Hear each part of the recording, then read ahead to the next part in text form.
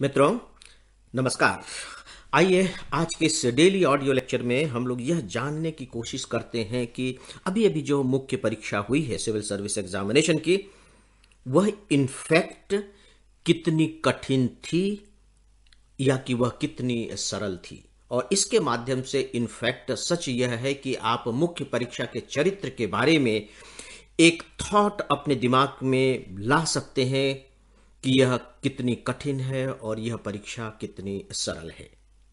आइए थोड़ा सा इसका जायजा लेते हैं, लेकिन एक अर्ज मैं आप सबसे करना चाहूंगा कि या तो मेरे इस ऑडियो को आगे सुनने से पहले, या फिर हो सकता है कि आपने ऐसा कर ही लिया हो कि अभी जो मेंस के एग्जाम हुए हैं उसके जो क्वेश्चन पेपर्स हैं आपने पढ़ लिए होंगे, और अगर नहीं पढ़े हों तो एक बार आप उसे जरूर पढ़ लें। और यदि आप एक साल से तैयारी कर रहे होंगे तो डेफिनेटली मैं समझता हूं कि शायद मेरी ये बातें आपके लिए ज्यादा उपयोगी सिद्ध हो सकेंगी। आइए हम पहले यह जानने की कोशिश करते हैं कि मुख्य परीक्षा यदि कठिन है, और इनफैक्ट ये कठिन है भी, तो वह क्यों है। यानी कि वे कौन कौन सी बातें हैं जो इस परीक्षा को कठिन बना देती हैं। इसमें जो सबसे पहला बिंदु है दोस्तों, जो मैं आप सबको बताना चाहूंगा, वो ये है कि जैसे 20 प्रश्न एक क्वेश्चन पेपर में आते हैं और उन 20 प्रश्नों में से 2-3 प्रश्न ऐसे हो जाते हैं जो आपको लगता है कि ये बिल्कुल नए हैं, ये आउट ऑफ सिलेबस है। ऐसा आपको महसूस होता है। वो सिलेबस से बाहर तो नहीं होते, लेकिन आप यूं कह लीजिए कि चूंकि सिविल सर्विस एग्जामिनेशन का जो सिलेबस है वो बहुत ज्यादा डिटेल में नहीं है, बहुत स्पष्ट नहीं है, तो आप उसे पकड़ नहीं पाते हैं। चलिए, आपको लगता है कि ये बाहर के हैं, तो स्वाभाविक है कि अगर कोई सिलेबस से बाहर का प्रश्न आ गया है तो उसे हल करना आपके लिए उतना आसान नहीं होगा, तो क्वेश्चन पेपर को कठिन बना देता है। लेकिन यहां लॉजिकली सोच करके देखिए कि यदि वह आपके लिए कठिन है, आपके लिए सिलेबस से बाहर है, तो वो सबके लिए सिलेबस से बाहर है और आप कॉम्पिटिटिव एग्जामिनेशन दे रहे हैं, ये कोई सामान्य सी परीक्षा नहीं दे रहे हैं। तो अगर कोई चीज सबके लिए कठिन है तो कोई फर्क नहीं पड़ता। दूसरी बात कि जब आप उत्तर लिख रहे होते हैं तो आपके दिमाग में रटा रटाया उत्तर मौजूद नहीं रहता है।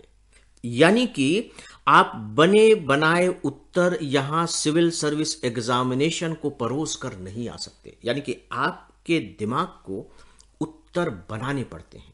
आप प्रश्न पढ़ते हैं, प्रश्न पढ़ते ही आपके दिमाग को सोचना पड़ता है, अच्छा इसमें मुझे किन किन पॉइंट्स को कवर करना है, किस तरीके से कवर करना है, कैसे मुझे अपने उत्तर की शुरुआत करनी है। और ये सब करने में आप थोड़े से द्वंद्व में फंस जाते हैं, थोड़ी सी परेशानी महसूस करते हैं। और ऐसा केवल 2-4 प्रश्नों के लिए नहीं करना पड़ता। यदि आप 20 क्वेश्चन सॉल्व कर रहे हैं तो हर कुछ मिनट के बाद, 8-9 मिनट के बाद आपको इस दौर से गुजरना पड़ता है। और यह एक कठिन काम है, यह आसान बात नहीं है। तीसरी जो बात है कि जो प्रश्न पूछे जाते हैं उनका स्वरूप कुछ इस तरीके का होता है कि वो आपसे एनालिसिस के डिमांड करते हैं कि आप तार्किक रूप में अपने उत्तर लिखें। और केवल तार्किक रूप में ही नहीं, बल्कि कुछ इस तरह की बातें भी पूछ ली जाती हैं जहां आपकी मौलिकता का जायजा लिया जा सके कि इसके बारे में आप क्या सोचते हैं। पहले से तो आपने सोच कर रखा नहीं है, यहां आने के बाद पता लगा कि इसके बारे में मुझे सोचना चाहिए था, और यह आपको फट से करके देना है, तुरंत ही बताना है। यानी कि समय का दबाव लगातार आपके दिमाग पर काम कर रहा होता है। 3 घंटे का समय है, 180 मिनट, और इसमें 20 प्रश्न आपको हल करने हैं। एक प्रश्न के लिए है 9 मिनट, और टोटल आपको जो शब्द लिखने हैं वे हैं 4000। एक प्रश्न एवरेज 200 मार्क्स, एक प्रश्न एवरेज 200 शब्दों में लिखना होता है, तो 400 शब्द और 180 मिनट। तो यहां आपको सोचने की अपनी जो रफ्तार है उसको भी बहुत तेज और धारदार बनानी होती है, और लिखने की स्पीड को भी। और फिर जो आप सोच रहे हैं, जो आप लिख रहे हैं, उनके बीच में एक बेहतर जुगलबंदी होनी चाहिए। यानी कि आपकी भाषा बहुत स्पष्ट हो, और साथ ही साथ जो बात आप लिख रहे हैं वे तार्किक रूप से सही हों और सिलसिलेवार इस तरीके से पृष्ठ पर उतरें जैसे कि कोई पानी बह रहा हो। तो डेफिनेटली ये बातें आसान नहीं है। हो सकता है कि सुनने में ये बातें सरल लग रही हो कि ठीक है, इसमें क्या ऐसी बड़ी बात होगी, जब आएगा तो हम लिख लेंगे, हम कर लेंगे। लेकिन मित्रों, ये तब तक संभव नहीं होगा जब तक कि आपके दिमाग को इस तरह की आदत नहीं है। इसीलिए फ्रेंड्स, मैं अक्सर कहा करता हूं कि सिविल सर्विस एग्जामिनेशन की जो प्रिपरेशन होती है, वो प्रिपरेशन ही अपने आप में, आप कह लीजिए कि सिविल सर्वेंट बनने की प्रिपरेशन हो जाती है। अब मैं आता हूं इसके दूसरे भाग पर, और वह है कि यह सरल कैसे है। क्या सच में यह सरल है या सरल बिल्कुल नहीं है? दोस्तों, डेफिनेटली यह कठिन तो है, लेकिन इतनी कठिन नहीं है कि हम इसे कह दें कि पूरी तरह से यह कठिन ही कठिन है। इसमें सरलता का कोई तत्व है ही नहीं। इसमें सरलता के बहुत से तत्व हैं, और जब हम इस सरलता और इस कठिनता, इन दोनों को मिला देते हैं, तो जो ये पूरा का पूरा इसका जो स्वरूप बनता है, वो हमारे लिए बहुत ही प्यारा बन जाता है, हमारे लिए बहुत ही विश्वसनीय बन जाता है। तो वो कौन सी बातें हैं जो हमें सरलता का एहसास दिलाने के लिए सफिशिएंट हैं? आप कोई भी क्वेश्चन पेपर उठा करके देखिए, तो आप पाएंगे कि हर साल के क्वेश्चन पेपर में, चाहे वो कोई भी फर्स्ट, सेकंड, थर्ड, फोर्थ कोई भी क्वेश्चन पेपर हो, कुछ टॉपिक्स ऐसे होते हैं जिनसे हर साल क्वेश्चंस पूछे जाते हैं। अब मैं डिटेल में इसके बताने की स्थिति में नहीं हूं, लेकिन आप अगर क्वेश्चन पेपर उठा करके देखें और इस मेरे बात पर विचार करें, तो आपको मेरी इस बात पर पूरा भरोसा हो जाएगा। कुछ टॉपिक्स ऐसे होते हैं जो लगातार रिपीट होते हैं। यह बात अलग है कि क्वेश्चन ज्यों के त्यों रिपीट नहीं होते, उनका चरित्र बदलता रहता है, लेकिन ऐसा भी नहीं बदलता रहता कि आपने जो उस टॉपिक पर पिछली तैयारी की है वो बेकार हो गए। दूसरा बिंदु फ्रेंड्स वो ये है कि ज्यादातर जो क्वेश्चंस होते हैं वो सिलेबस के अंदर से ही होते हैं, सिलेबस से बाहर के नहीं होते। और तीसरा जो इसे सरल बनाने वाला बिंदु है वो ये है कि जो क्वेश्चंस पूछे जाते हैं, ज्यादातर क्वेश्चंस का जो रिलेशन होता है, जो संबंध होता है, वो करंट अफेयर्स से होता है। और करंट अफेयर्स आपके दिमाग में ताजगी के साथ मौजूद होते हैं, क्योंकि उन्हें आपने अभी अभी पढ़ा है, पिछले 1.5-2 साल से पढ़ा है। और सिविल सर्विस एग्जामिनेशन की तैयारी करने में आप इतना वक्त तो लगाते ही हैं। किताबों में जो चीजें आप पढ़ते हैं, जो बातें पढ़ते हैं, वो थोड़ी सी बासी सी हो सकती है, नीरस सी लग सकती हैं, लेकिन जो करंट अफेयर्स से जुड़ी हुई जो घटनाएं होती हैं, वो तो जीवंत रूप में आपके सामने होती हैं। घटनाएं घटित हो रही हैं, आप उन्हें देख रहे हैं, आप उन्हें समझ रहे हैं। मतलब वहां आप सिद्धांत को नहीं पढ़ रहे हैं, वहां आप व्यवहार को पढ़ रहे हैं कि कॉन्स्टिट्यूशन का जो यह अनुच्छेद है, ये किस तरीके से पॉलिटिक्स में दिखाई दे रहा है। यानी कि आप एक प्रकार से जो स्टडी कर रहे हैं डिफरेंट डिफरेंट टॉपिक्स का, उन्हें प्रैक्टिकल के तौर पर देख भी रहे हैं। और यह जो देख कर समझने की बात है, वो आपको बहुत मजबूत बना देता है। और सिविल सर्विस एग्जामिनेशन में पूछे गए क्वेश्चंस काफी कुछ इसी प्रकार के होते हैं।